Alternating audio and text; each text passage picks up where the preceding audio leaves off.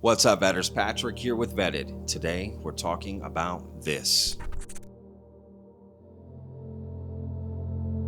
Now, of course, I've got some bones to pick with the movie on factual reality. James Clapper is no friend of UFO research. When OSAP was trying to become a special access program, what's not been made public is he fought tooth and nail to kill it. Dave would have been a valuable addition to the movie. Why do you suppose he wasn't in it? I do think that he has a difference of opinion. He really thinks everybody should just open up and say what they know. For example, he thinks that if Lou Elizondo was part of the legacy UFO program, that he should just say it. Go out on the limb and just say it. Yeah, I'm just gonna say it, man. It didn't seem like it was lost in translation.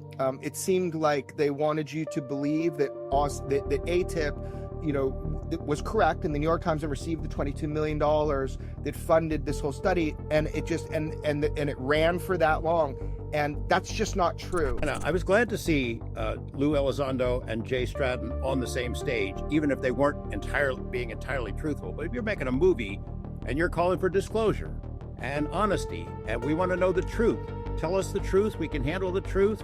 We want transparency. You got to live up to that standard too.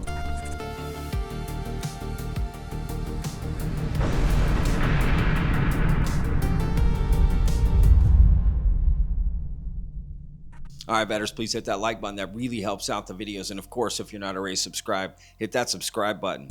All right, so what is this video about today?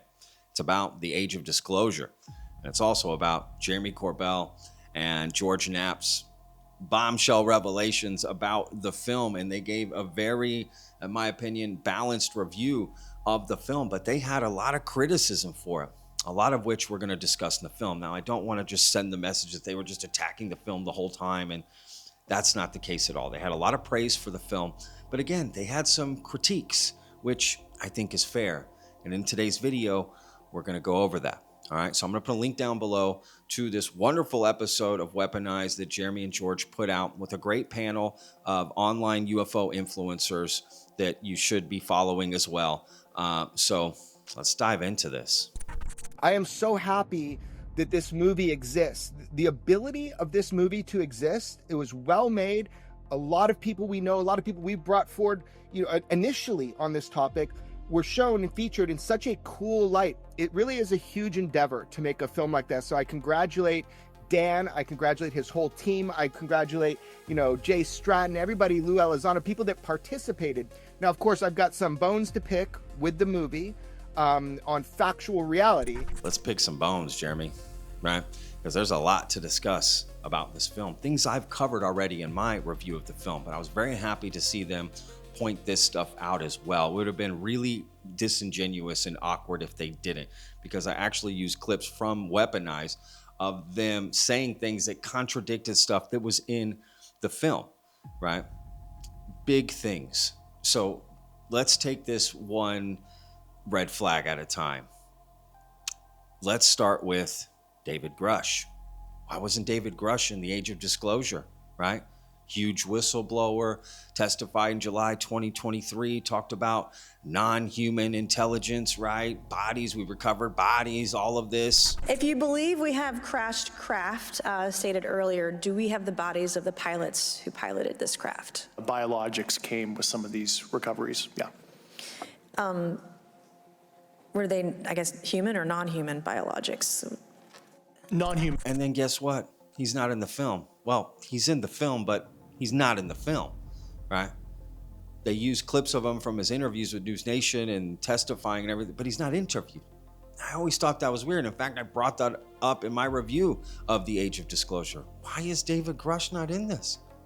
Well, guess what? Now we know why.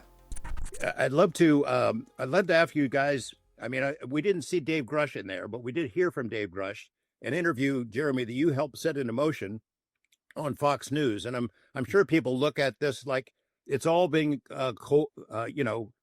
managed, stage managed, that the movie comes out and then Dave's on this and Fox does a week long of series and Bill Maher does interviews, and it's all being manipulated by some invisible beings or something. But that interview happened a long time ago. Dave would have been a valuable addition to the movie. Why do you suppose he wasn't in it? Well, I think he definitely chose not to be in it. I remember helping to make that connection with Dan so that they could have that conversation. I think Dave has a kind of different tactic to getting out what he knows to be true. Dave is a true whistleblower. This is not a managed message with Dave. Not that it is with the other guys, but it is at least authorized. With Dave, he really is working on a fundamental attitude that nobody has the right to hold this back. So let's go to his interview for 1 second. Yeah, so let's talk about this Fox News interview as Jeremy's about to explain how that all came together, and that's quite relevant. But the idea that David Grush is just thinking different things, right? He has a different viewpoint about this. And how can it be so different that he would be like, I don't want to be in this movie? Yeah, I helped in just trying to get him in touch with a network and a producer that would be able to hear what he had to say and treat it properly. I mean, we could have done the same, George, but President Trump doesn't watch Weaponized as far as I know. So so David Grush talked again, and I was really glad he decided to, because he's not all over the media. I do think that he has a difference of opinion, and that's for him to talk about when it comes to this stuff. He really thinks everybody should just open up and say what they know. For example, he thinks that if Lou Elizondo was part of the legacy UFO program, that he should just say it. Go out on the limb and just say it. And so I think that's the difference of opinion. I think the film would have had Dave participate if Dave had agreed, but I think that he's just on a different path. Am I explaining that clearly? Yeah. Kind of. Yeah, Jeremy, you explained it well, but he's on a different path. So much so that he doesn't want to be in this film. That's this big film for disclosure and all this stuff. Something's not adding up here. And what about it is so different? So in my opinion, it's like he thinks Lou Elizondo was in the legacy program and needs to just come out and say it, but he's not, right? He's not saying any of that. He's dancing around it, which I'm tired of all the dropping clues and breadcrumbs. And it's like, who's falling for that? A lot of people, but it's absolutely nuts if you really think about it, right? Just say it. Stop dropping breadcrumbs. It seems like you're trying to manipulate by doing that, right? It's like, I can say it and people can think it about me. I'll leave it ambiguous, but that didn't really happen, right? So I think there's a lot more that Dave Grush thinks about this film and where it's going. It just doesn't want to talk about it. And people are being, I just think they know that they knew this film was going to tell a wrong story, right? And not be as transparent as they're claiming to be.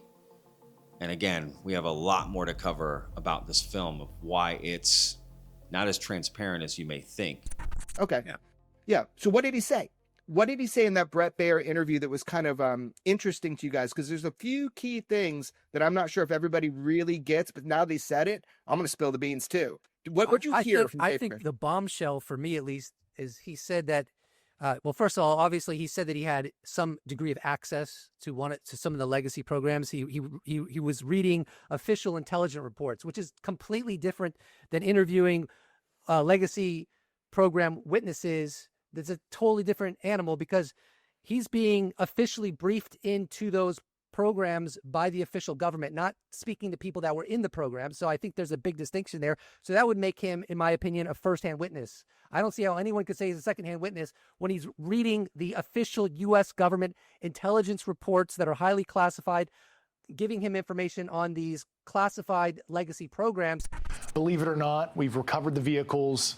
And we actually have physical proof, and I was actually partially cleared into some of those activities. It was beyond oral testimony provided to me. I actually had partial access to the data and actually read the intelligence reports resulting from those programs. Like, and with your own eyes, Correct. You saw it. Yes. And then he said that Brett Baer asked him, like, did you see photos? And he's like, yeah, I saw photos. And in the context of that was, as I could tell, was that he saw photos of the beings from when they were retrieving the craft. Oh, you got that right. That's been a hard thing to bite a tongue about. You got that right. Yeah, so he's a firsthand witness. I mean, he saw photographs of the beings. I mean, okay, if you want to say it's a psyop, fine. Then fine. If you want to go that route, then he's a firsthand witness of a psyop. But he's a firsthand witness, period. Yeah, I agree, Ryan. In official capacity, access to the briefings, he didn't say he just read them.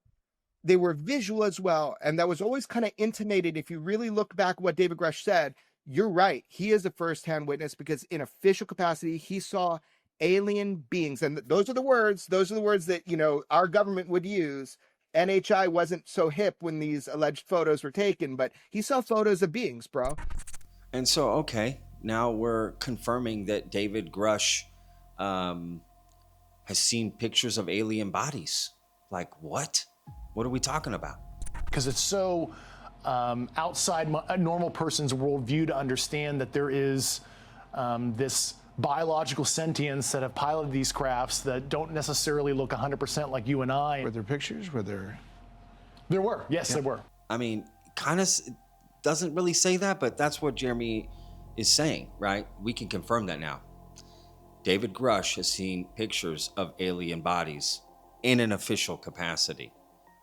But really? Why does he keep calling them non-human? He doesn't know where they're from. He readily admits that in this same interview. So are they aliens? Are they what? They could be humans. If we don't know where they're from, how do we not know they're from Earth and they're not us? Again, you can't have it both ways if you ask me, right? And if you do know and you're not saying it, then David Grush would be guilty of the same thing he would be saying to Luis Elizondo, right? Just come out and say it. Well, Dave, come out and say it, right? And I think maybe people are just running with this a little bit, but I don't know. Has that just been confirmed? David Grush has seen pictures of alien bodies in an official capacity. If that is true, that is huge. But again, this is an interesting point that UFO Joe is going to bring up. He's also on the panel here talking of how, I don't know, how dangerous it is to rely on pictures in this day and age of disclosure. And so I agree with you. If that is true, then he is a direct firsthand witness to internal government documentation where they call. So I would play devil's advocate. I agree with what you just said. The problem is, in your interview with Lukaski, he said, and he said it was on April Fool's. He said there were photos that he saw that were going around of a craft from a certain country. It was a UFO that they had at one of their air bases, and he said it was shocking. It wasn't obviously fake. It was identified as fake, but it was a good job. Then you have Kit Green when he talked to Dolan a few years ago saying he was shown photos of aliens, and he said, I was convinced they were real, and I later determined, in my opinion, that they were fake. They were a hoax. That was in a Pentagon facility where I had that briefing, and then I had other non-Pentagon facility briefings that videos were sent to me, and I determined all of those were hoaxes. He called it he had a word for it, active measures. So I'm not saying that happened with David Grush. I'm not saying that's what he saw, but I just want to include that. Yeah. For me, I want people who actually saw the craft with their own eyes, not a photo. I don't know if you guys, is a photograph going to be enough for the general public if they do release photos of craft and bodies, or are we going to need them to wheel it down, the aisle during a hearing and say, here you go. Here are the people who examined the bodies. Here are the reports. Here's the craft. Here are the people who examined the craft, who worked on it day after day for 5 years. This is why they believe it's a non-human craft. I think eventually that's what we'll need. I don't think in my lifetime we'll see that. I could be wrong. I never thought we'd get to where we are right now. So, I mean, shout out UFO Joe. And him and I really don't get along on Twitter. He doesn't like Vetted or how I present things or anything. But to be honest, I do think he's a good guy. I've seen the way he takes care of his dog, and that means a lot to me. That shows a lot about somebody, if you ask me. But whatever. He doesn't like Vetted. Not everyone does, and that's okay. But, props to the guy. Brings up a good point, and he actually brings up a lot of good points that I'm going to focus on in this video as well. And I kind of agree. The pictures just aren't going to be enough, and that's weird. And does that really make him a first-hand witness? Right? Yeah, you're a first-hand witness to that you saw pictures, but you're not a first-hand witness to the actual bodies, right? So first-hand witness doesn't mean anything. It loses all value at that point, if that's how we're going to use it, right? It's technically true, but it loses all value. So, okay, let me know what you think down in the comments of why David Grush wasn't involved, and will David Grush come out at a later time and explain a little bit more of these differences? They try to keep this stuff behind the scenes so that people think there's a path forward, right? We're all on the same page, guys. Let's not, people be worried. No, be more honest about the things you disagree with. People will take you more seriously, actually, right? You don't need to have this facade, because when you do that, that's what happens with Age of Disclosure. You try to create this facade. Let's all seem like we're working together, and we don't want to seem like we're falling apart. Just be honest. Just be transparent. Now let's move on to a different part of this interview, and honestly, the Age of Disclosure as well. And that is Dr. Hal Puthoff and Dr. Eric Davis, two scientists who are heavily featured in the Age of Disclosure, especially Hal Puthoff. So is Eric Davis. I would agree with the other guys about the importance of Hal as a witness in this movie. Hal and Puthoff and Eric Davis have said some of these things in the past. Joe, you will recall, since you probably transcribed it, but they went on Coast to Coast with me back in 2018, 3 or 4 months after the New York Times article came out. And we started asking them about crash retrievals and how many craft we might have. And Hal answered it. And I asked him the question, and there was a really long, it felt like 2.5 months of a pause. And then he spilled something about it. It's great to see him where he's now free and able to describe more of the details. And Eric, of course, if you get him going, he'll tell you everything. Now, it's interesting what George says about Dr. Eric Davis, especially because if we go back and look at a clip, thanks to UFO researcher Grant Levac, Travis Taylor, who's also featured in the film, and he's also on the Skinwalker Ranch show, right? He was part of the UAPTF with Jay Stratton and all of that, and he's in the documentary. And Grant brought up this clip of Dr. Travis Taylor talking about Dr. Eric Davis in a way that absolutely shocked me. I will tell you this. Eric has a tendency to accept and believe stories from pseudo-credible, because of where they come from. Then he assumes what they're telling him is a credible story without getting the background data to prove their story. Like if I told Eric that the moon, there were aliens on the moon, Eric would probably believe me, right? And I don't mean that as a discredit to Eric. Eric is he's trustworthy, very, very trustworthy of people that he trusts. So I think what Eric needs to do is find a better way to show proof than simply the story. I mean, so what? What are we saying here? It's like, what a underhanded compliment from Travis Taylor, right? Like, oh, he's a great guy. He just believes every fucking thing he's told. What the hell, And this idea that that's basically how Dr. Eric Davis gets his information. People he trusts tell him things and he just runs with it. No proof or evidence. And as a scientist, shouldn't he want some evidence and proof? Especially for outlandish claims. I mean, if I ask you, hey, what'd you have for dinner last night? And you're like, steak and eggs. I'm not going to question it whether it's true or not, because it doesn't matter. If you're going to lie about that, who gives a crap, right? I'm going to believe you. But if you tell me you saw an alien or there's an alien in your basement or something, hello, that's a crazy claim. That's why the whole extraordinary claims require extraordinary evidence. That's why that exists, is for that reason. And people like Dr. Eric Davis. And is all the stuff he's telling just things Hal Puthoff told him or other people, right? Because they knew he'll believe it and he'll go tell people, right? He's very trustworthy.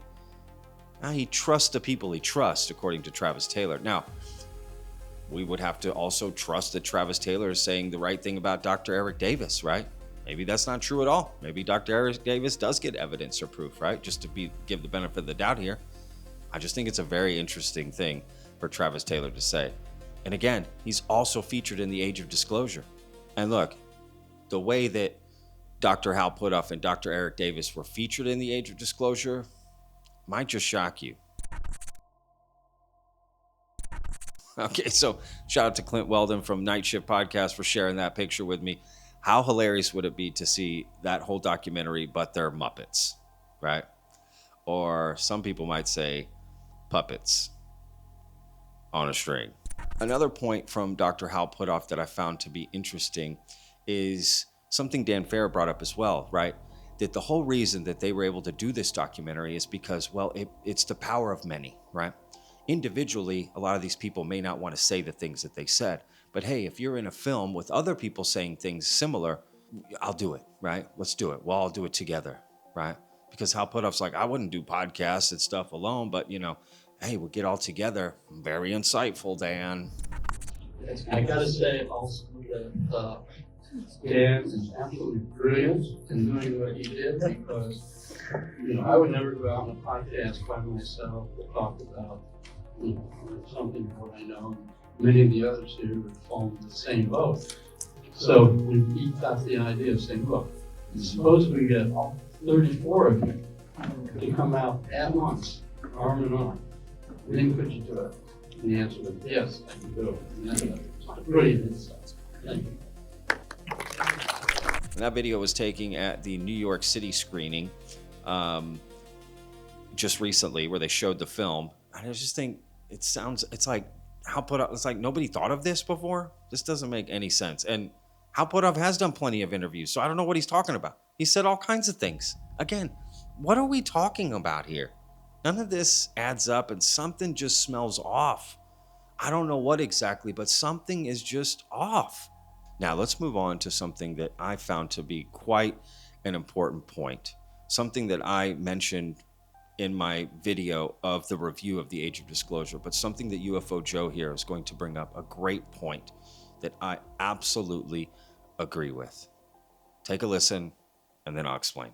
If people are new to this and they go, oh, this is really interesting, I'm going to start digging deeper, and then they discover skinwalkers at the Pentagon and they discover OSAP, they're going to say, this movie isn't accurate. And I think, Danny, you brought it up, something we know about. We know this isn't accurate. What else do we not know about that they're talking about is also not accurate? So it's going to, it's going to put that out there. And we want transparency and truthfulness. And I understand not wanting to go there because it gets really messy with orbs and, the biological effects and what Jay Stratton and his family experienced. I get that, but you could have mentioned OSAP, the paranormal connection, and said, we're going to we'll address it in another movie. And I know Farah has said that in interviews, he mentions OSAP, but for the movie, it may create a credibility problem, which we definitely do not need. Yeah, exactly. And the point that I made in my video is, if you're going to invite everyone to see your show, let's say you're a band, hey guys, come out and see my show, and you don't rehearse and you suck, guess what? Nobody's coming back to see you, right? So if we open the doors to the UFO community and say, come on in, guys, this is all happening. And then people come in and go, wait, this doesn't add up. That doesn't add up. This doesn't add up, right? Screw this, right? What else are they lying about, right? If you say at your party that Snoop Dogg is going to play, and then people show up and it's, Snoop Dogg with 3 G's and some other dude, you're going to be like, what the hell? It's like you're screwing yourself. So it works on the front end to get people excited, but then when they come in, they go, wait a second, this is all bullshit. Or what else are they lying about? That's the whole point. It's like a thread you start pulling. Like, is the UFO community ready for, quote, non-believers to come into it and start asking questions and looking at all the evidence? Is it? Yeah, I'm just going to say, man, it didn't seem like it was lost in translation. It seemed like they wanted you to believe that ATIP, was correct, and the New York Times had received the $22 million that funded this whole study, and it just, and it ran for that long. And that's just not true. And that's, I think that's okay in some ways. Like, I'm looking big picture, but George, I wanted to know what you think, because you reported on all this from the embryonic stage. And this point about OSAP and ATIP is absolutely the point that I also brought up in my video, right? I actually showed a clip from Weaponized episode 1 of George Knapp and Jeremy talking about this, right? And, well, George is really going to lay it down in a way that, much respect to George Knapp for saying this, because everything he says here, I agree with. Well, again, I don't want to be a turd in the punch bowl or rain on the parade of the movie, because it's a great movie and it is important. But that is a pretty glaring omission. And I was glad to see Lou Elizondo and Jay Stratton on the same stage, even if they weren't being entirely truthful. But if you're making a movie and you're calling for disclosure and honesty, and we want to know the truth, tell us the truth. We can handle the truth. We want transparency. You got to live up to that standard too. And OSAP got the $22 million. That's the money that Reed got for it. ATIP came later. It grew out of it. It did not have a budget that we know of. Lou Elizondo and Jay Stratton were involved in it, but they have had very vigorous, I'll put it that way, vigorous disagreements about what program did what and who was in charge of what, that they have expressed for a number of years. The fact that they've come together and found some common ground that both are able to agree on for purposes of the movie is probably a good thing. Having the movie out without a bunch of internal squabbles is good. But eventually, Jay's going to have his book come out. I think it's still wrapped up in the Dopser process. And I don't think it's going to toe to the line of the sequence of events that we heard in the movie. I just don't. And because they aren't. And the people who were involved directly with OSAP, who are here in Las Vegas, are not likely to come forward and raise a stink about it. They're just not. But I can tell you, they watched this and they were pretty upset about it. Okay, so we've done right for, your friends that actually ran OSAP and did all that work. It's got to feel like they're a little bit robbed, not having that part of the story. Yeah, Jay Stratton, why are they lying about this, right? Because Jay Stratton came into the fold later on to start the UAPTF task force, right? ATIP, OSAP, none of that it's all messed up. In the video they just sent, in the movie, they just send home the message as ATIP. They got the money invested, just like the New York Times article, but they've been saying this is all wrong, right? But I think they try to keep a unified front to sort of sell the message. Well, this does push disclosure forward and does get the conversation going. So let's just let it go. No, again, it's not going to work. Everyone has to be transparent. Just like George said, you can't call for transparency and then not be transparent. We've got to call this stuff out or it makes no sense. And I think that was the whole point. Well, let's send home the message that Lou Elizondo ran ATIP and all this, because otherwise who wants to listen to him if he didn't run this secret UFO program, right? It's just kind of crazy to me. Because Jay Stratton is still out there talking about this stuff, again, on Fox News. The best way I can say, Sean, is it's not from here. I spent 20 years researching this topic, working this topic directly on behalf of the American people. And I did everything I could and did confirm that some of the things that they're seeing are obviously, completely terrestrial, whatever word you want to use there, from potential adversary nations, from, defense contractors and companies here, commercial sources. However, there were still cases that we could not attribute to any nation on earth, and that says a lot. By the way, they held that David Grush interview for 3 months. That happened in September, and they released it with the Age of Disclosure release, right? Kind of making it seem like David Grush is enforcing it, and then they got everyone else going on Fox News, making it just seem like it's this unified front. That's not really true, right? And Jay Stratton is so much more involved than people are thinking, as Jeremy Corbell's going to bring up. But I have an even bigger point to bring up after that. But let's maybe it's not like that it's a matter of truth. Maybe it's just a selective telling of a part of history. I think it's a nicer way to say it, because I think it is true. For example, another thing in the movie is when they say it was Jay Stratton he has been so straightforward about this, and I really respect the way he talks about it. But I think he was dancing around something. He says, we bumped into the legacy program. I'm sorry. I'm not buying that for 1 second. I don't think he bumped into it. I think that Jay Stratton, had direct knowledge of the legacy program. I think Lou Elizondo probably has a large history with the UFO thing that is not public yet. Yeah, so this is kind of crazy, right? Like, Jeremy thinks Jay Stratton was in the legacy program, and Lou Elizondo. And even David Grush thinks that. And I think that's part of what David Grush has a problem with. And Jeremy's just being a little more diplomatic about it, which I understand. They don't want to be dicks to people they may consider friends. Totally get it. but I'm not any of these guys' friends. So I'll say it. It's bullshit, right? And when you hear, for instance, people ask, why isn't Jay Stratton testified, right? It's heavily featured in this film. I made a video about this a few months ago for the September hearings that happened, right? Why isn't Jay Stratton testifying? Because Eric Burleson got asked about it because he's been working with David Grush. Hey, why isn't Jay Stratton testifying? And the answer that Eric Burleson gave, Representative Eric Burleson, who ran the hearing, he showed the Hellfire missile, all that, heavily involved in UFOs. When you hear the answer, and especially what Dave advised him on, I was shocked. So check out a clip from this video that I made from a few months ago. I'm going to put a link in the description so you can watch the full video. But this is going to piss you off. What's up, Vetters? Patrick here with Vetted. I saw this tweet last night. Does anyone else find it confusing and concerning that Jay Stratton is going on skinwalker cruises instead of skiffs and congressional hearings, and that Representative Burleson said Grush told him he's not a person of interest for UAP information? Yes, Astral. Wait till you see my video about this tomorrow. I've been thinking the same thing. Well, tomorrow is today.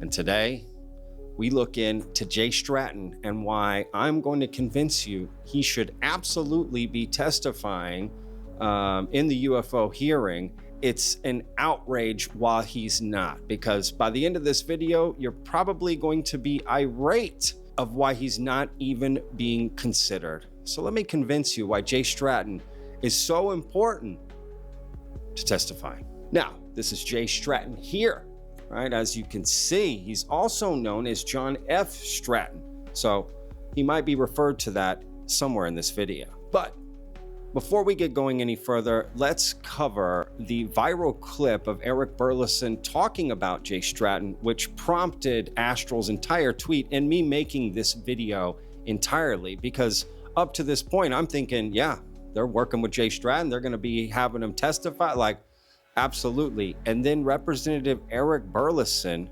says this. Hey, Eric, how's it going, man? I had a couple, just 2 questions for you, really. Have you and the task force, have y'all spoken to Jay Stratton at all since it was put together? No, we have not. Have y'all wanted to look into, since he's Lou's boss and everything, have y'all at least inquired about it? Is there a reason why you haven't specifically looked at Jay Stratton? Has he just not come across your desk, or is there any mention of him at all? Yes, I mean his name has come up multiple times. It's not one of the ones that Grush seems to see as a high profile or somebody that is a priority. Not a priority. What? Again, I'm going to convince you in this video why he is absolutely a priority. Yeah. So he's just not really worth, testifying. Wait, what?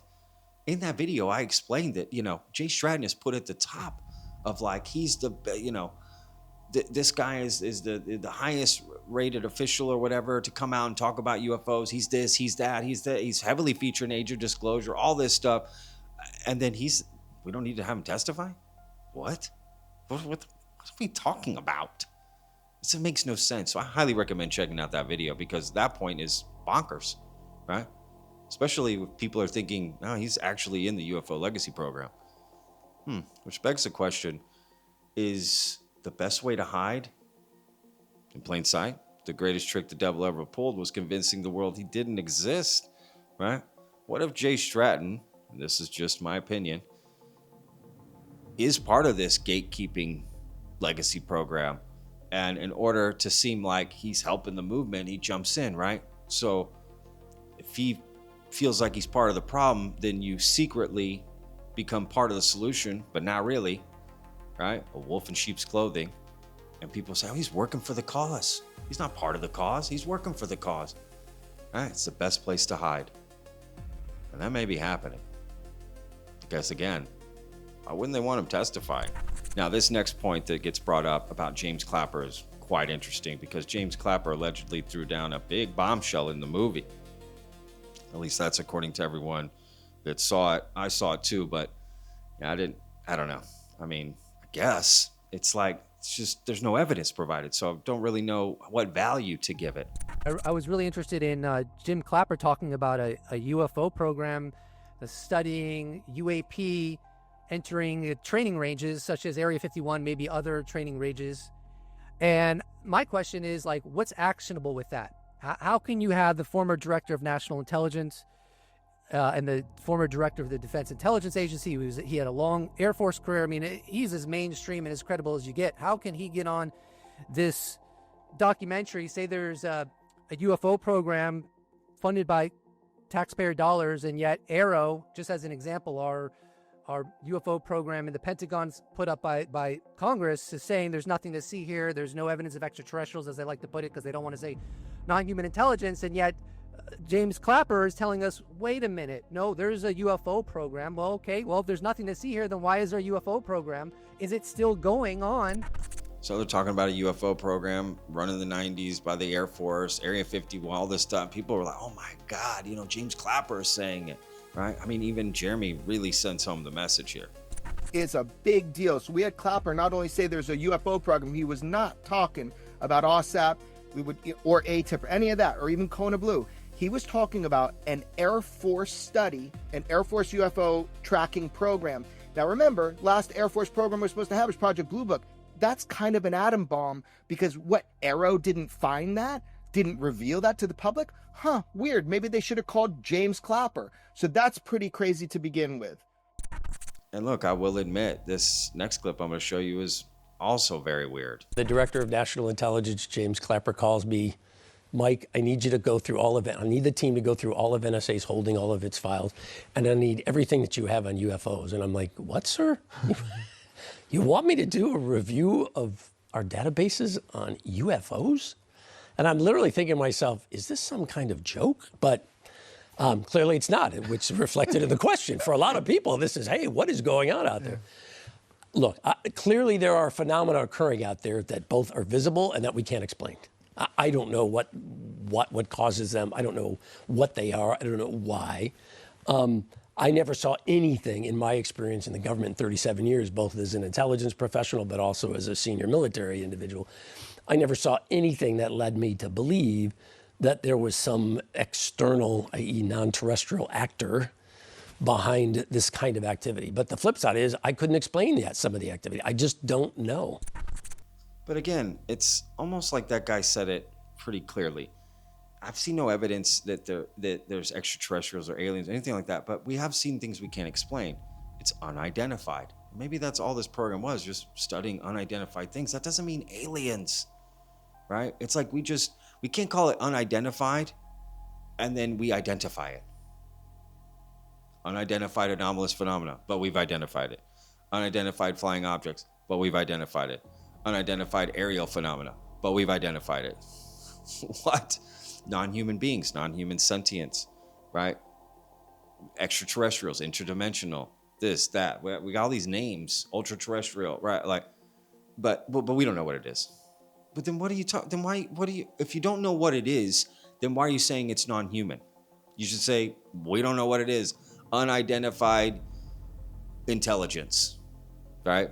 Unidentified being. Like, again, it's just a play on words. It's just I don't know what the fuck's going on, man.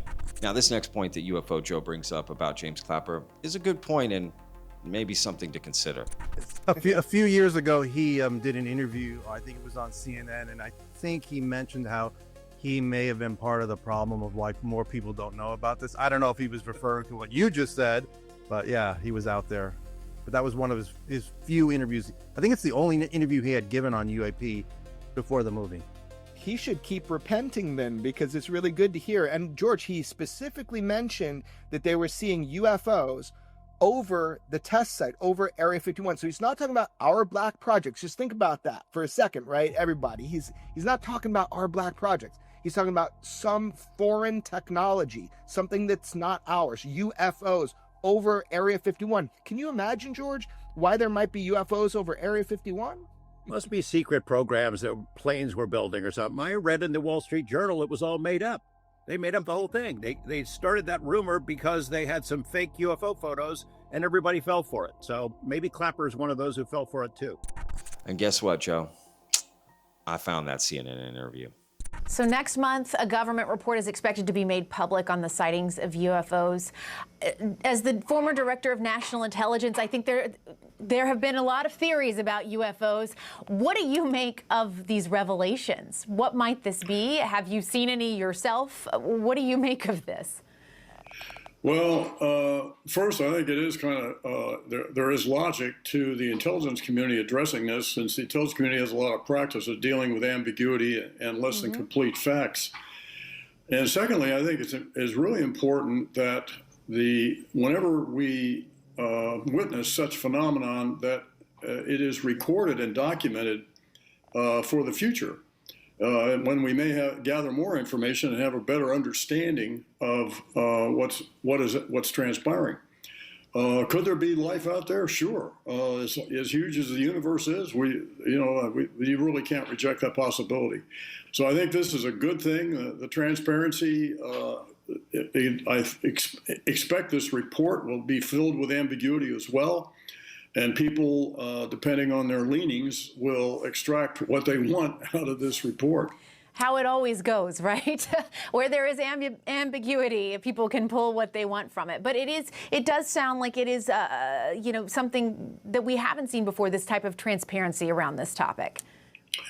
Yes, and I'm not sure why that is. The only reason to me, for classification would be if there's some sensitive method that data relating to so-called UFOs was collected.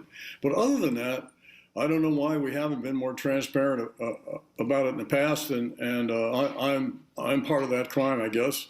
And my former capacities were, I didn't insist on more transparency with respect to this issue.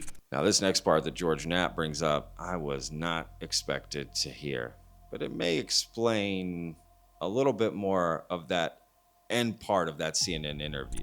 Let me add a little other element here. James Clapper is no friend of UFO research. When OSAP was trying to become a special access program, what's not been made public is he fought tooth and nail to kill it. He was whispering to, I think Ashton Carter at the time was the Secretary of Defense, and of course it did get killed, but he was adamant about this is useless, worthless, no value here, kill it, and it was killed. But I don't think that's ever come out before, as far as I can recall. But it's interesting now he's out on the forefront of spilling the beans. So it sounds like James Clapper was never a friend of UFOs, but then all of a sudden he is. Is he just, feels bad about it now? Or is this just a new way to cover things up? Again, pretend like you become part of the solution when you're really part of the problem. Because clearly there's a precedent for him being part of the problem. I mean, he readily admits it, and George Knapp reveals this never before heard public admission, right? And James Clapper seemed to be involved with this stuff. Why didn't he want that to happen with OSAP back in the day? He thought it was bullshit, and now he doesn't? Something's not adding up.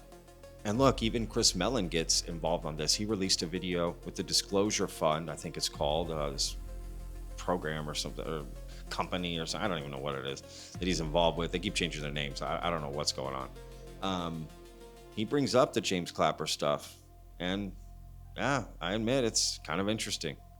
Just today, Chris Mellon, he had a video put out in the, I think it was the Disclosure Foundation, and he was calling for people to testify under oath to the Congressional Armed Services and Intel committees.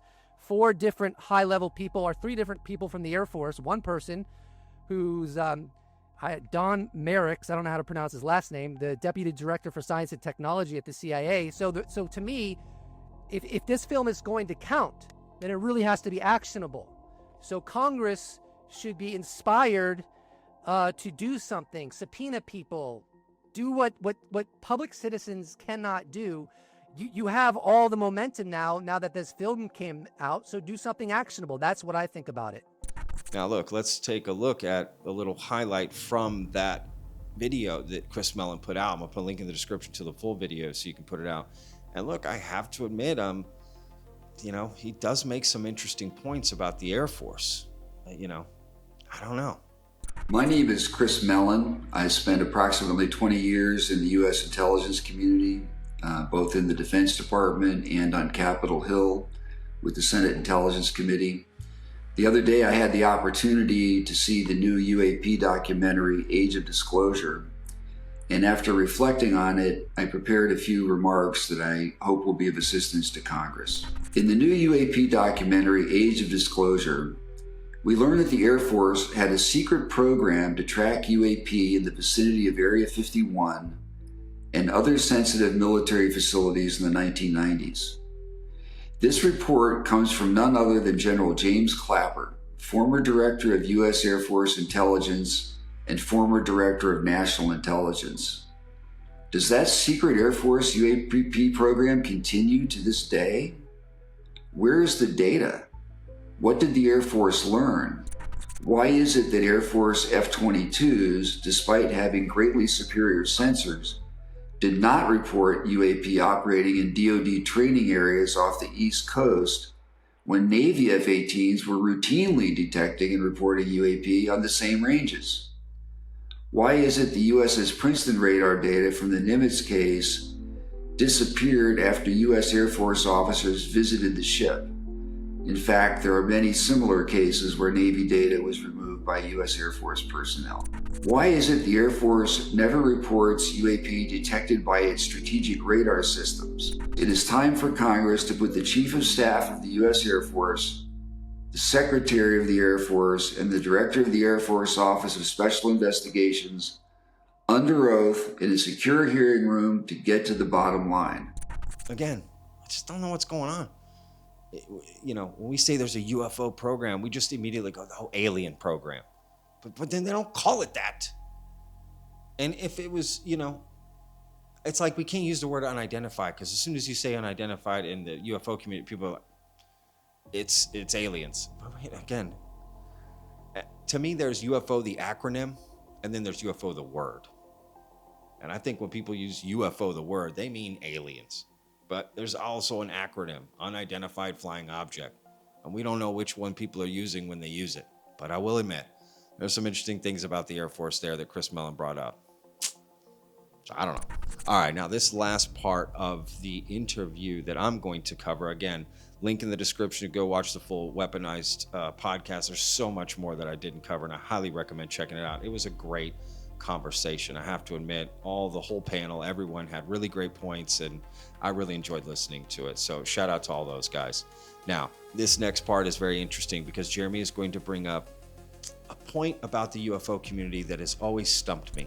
George, remember this James Fox? He was, going out on a limb to make a documentary about a being. I remember him, he was really scared about it. It's going to kill my credibility in the UFO world as a filmmaker. And we're all, do it. But even as a filmmaker, documentarian on this, James Fox was having those heart palpitations. He's going to start getting into beings, into aliens, and now we're in a different place where we're having these conversations about creatures, about pilots, and we'll get into that a little bit later today, but it's kind of neat how we're now facing it. We're getting past the stigma, right? Is that what you're saying? Yeah, absolutely. And I don't know if it's stigma. I think it's stigma, but it's also, I always wonder, why did these people, I felt like whatever it was, they felt like maybe they would get in trouble talking about certain things. Oh yeah, biologics being off the table for a lot of people, and also just not a lot of people are exposed to that within these programs. It's a very small thing. Yeah, it's like the history of UFO world. For so long, people were willing, ufologist types and UFO organizations were willing to agree these craft in the sky are coming from somewhere else. But don't tell me they're flown by somebody else, some aliens or something. We don't want to hear that stuff. And abductions, that was a verboten topic for a long time at a MUFON conference or something like that. That's just crazy talk. So now when you want to follow the evidence where it leads, that exposure to these craft and beings really do happen, that people get sick, serious injuries are caused by it, and that they start seeing werewolves and stuff, I can understand people not being willing to talk about it. Even the folks who were at Skinwalker, they kept some of that wrapped up for a long time, as crazy as it sounds. I've always found that kind of funny that there's certain limits you can go to with this community, right? Like an example I always give, I just find hilarious, is like people will be like, remote viewing. That's such bullshit, man. How can you talk about remote viewing? You idiot. So anyway, interdimensional time traveling aliens. Wait, what? That's okay to bring it? Like, we're all under the umbrella of crazy here. I don't know. There is no line to me. Like, what are you talking? Like, we can talk about UFOs, but not if there's some piloting. I mean, that's stupid. What are we talking about? All the claims are crazy. But it is an interesting point. Like, let's say people that claim to have been taken by aliens, right? That's definitely something very interesting that I do think is, you know, worth talking about. And I think there are some interesting points about why maybe some of these points don't get brought up, right? Even if you think it's crazy or not. But something like people that have been taken, right? Some of them come to the conclusions they have for maybe not the right reasons. Joe Rogan recently talked about this on a recent episode, and I found what he said and his guests to be rather interesting. Like that you can lead someone to believe something happened that didn't happen. Yeah, this is what Jolly West was, some of the stuff that he was doing. This is too. what's really, do you know who John Mack is? John Mack. No. John Mack was, I believe he was a psychiatrist at Harvard. He got really obsessed with alien abduction stories. Mm-hmm. And he wrote a book called Abduction, and it was all hypnotic regressions of people that had been abducted by aliens, allegedly. Mm-hmm. And they all had very similar stories. Mm-hmm. But the real controversy from skeptics has always been, like, what were these sessions like? Did like you leading questions? Yes, Yeah. yes. Did you lead them to believe what? And also, there was a precedent. So do you know the Betty and Barney Hill story? Mm-mm. Okay, Betty and Barney Hill were an interracial couple in New Hampshire, I believe, in the 1950s, Mm-hmm. were the very first UFO abduction Okay. story. And they had an experience on a highway. They saw a thing. They lost time, and then they couldn't sleep. They had all these real problems, and they both wound up going to a hypnotist. And separately had the same story. Mm-hmm. Separately had the same story about being taken aboard a craft and being manipulated. All these. The problem is then that story gets out into the zeitgeist. Yeah. Right? And then you have hypnotic regression where people tell very similar versions of that story. Mm-hmm. And it becomes a thing where, like, even if the original Betty and Barney Hill story was real, now that becomes a possibility in your mind that could have happened to you. Mm-hmm. And then you get hypnotized and someone says, do you see any beings in the room with you? Yes, I do. Mm-hmm. Are they short with large heads and large black eyes? They are. Mm-hmm. Like, what are the questions? Like, how did you lead them into this hypnotic regression of alien abduction? And I think a very similar thing took place during the European kind of witch craze in the 17th century. Yes. These preachers would go around to different communities talking about witches and demons. Mm-hmm. And so as soon as they left, in the weeks following, there's a huge uptick in witch accusations and supposed demonic possessions. It's like, is it a coincidence that right after as soon as it's brought to your consciousness, I think you might be a witch, or all these accusations start spreading around. Obviously, it's like a suggested thing that they picked up from attending these religious rallies. Of course. Yeah, there's always been an issue with hypnosis and, trying to get people's memory back, right, through hypnosis, right? Because they do get led to believe certain things. I've seen it myself. I've seen clips of it, right? And I'm not saying none of those stories are true. I'm just saying I think a lot of people have been led to believe they've been taken by aliens when they haven't at all. How does that help, right? How does that help? And people can be susceptible to this. And anyone that doesn't admit that is just crazy. No, not me. My story's real. Okay. Well, any proof or evidence? No, I know what I saw. All right. Well, guess it's just for you then. Don't expect other people to believe it if you don't have anything to prove it. Sorry. What are we supposed to do here? We can't let emotions rule us here, right? Not saying we shouldn't feel emotions because we're not robots, but we have to put the standard of evidence and proof at the very top. If this is the greatest discovery in the history of mankind, then it should be the greatest evidence or proof in the history of mankind. At least that's my opinion. Because look, people do go out of the way to deceive. But like that point that I brought up before, if you put out an ad for your band and you don't rehearse, it's not going to end well. Interesting. Well, the real problem was when someone pretends and you catch them pretending like that, then you're never going to trust them again. You could fail. You can fail and fuck up. You could think you got it right and you got it wrong and you just, But if you pretend, if you lie, if you show deception, if you pretend you're something that you're not, and they find out, like Ellen, you know, she's a nice lady, she's all dancing, meanwhile she's fucking screaming at people and mean. Yep. You know, that's like, oh, you were lying. Exactly. People come into the UFO community now that the door's been wide open, and people are going to come investigate more, and they start finding holes, and they're never coming back. Then we'll be worse off than when we started. So let me know your comments down below, y'all. Link in the description to the Weaponized episode, as well as to rent Age of Disclosure if you want to check it out. And I really appreciate everyone tuning in. We'll see you guys on the next one. Remember, every day's a gift, y'all. Peace.